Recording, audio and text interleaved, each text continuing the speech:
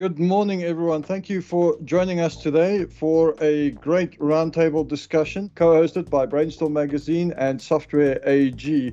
Not too long ago, IoT seemed to be a very technical, very hyped concept. And as connectivity grew, as the need for data grew, as the technologies around us grew, it has become not only more significant, it's become irreplaceable. What has changed in recent years? Why is IoT suddenly now something more for the boardroom than it is for the IT team? As customers, partners, stakeholders become more accustomed to getting instant results, having instant gratification and instant information, that has obviously driven the need to bring in the technologies and capabilities that facilitate that. The technology obviously behind it has been accelerating as well, but the predominant driver is always business related. It's what can it do for our organization? What can it do for our customers? It's a business solution, not just a technology solution. It's a business solution enabled by technology. And I think we should take more a business perspective rather than a technical perspective.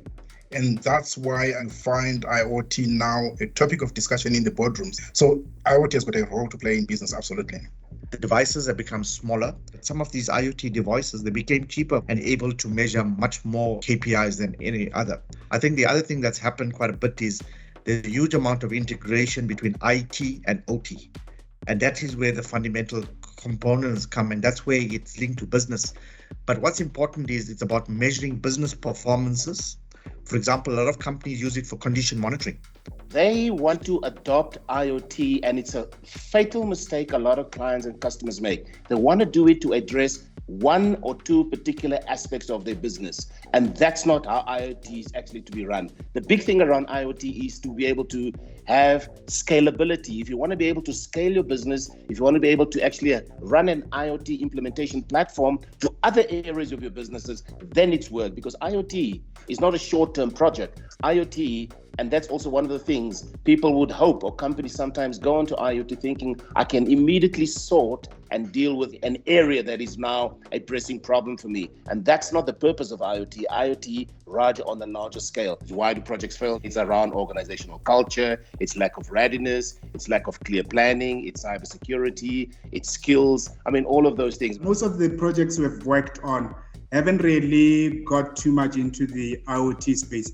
So we have been more around just more the architect, the enterprise architect, the BPM, and just moving more into digitalization. So a lot of the IoT for me is more theoretical now. You find that it's actually simple steps that are not necessarily being addressed to understanding the KPIs. That for me is very important, in understanding the processes that need to be executed without looking at the complexity and more driven by the new technology that's within the market. To get buy-in from your clients, you need to have a balance between the advantage to them, keeping it simple to not make it cumbersome, and then not to give them a feeling of Big Brother is watching you. So that is very crucial that one keep a very fine balance between what your client wants and what your company needs to do it properly and how you then apply it. How do we plan that out, both from a flow of data, but also from a legislative policy point of view? And that's why I mentioned is it's not just about having the platform. That's why we also use our own technologies, our business transformation technologies, to map that out and say, what does that flow of data look like? What are the various legislations, policies, considerations, risks that apply?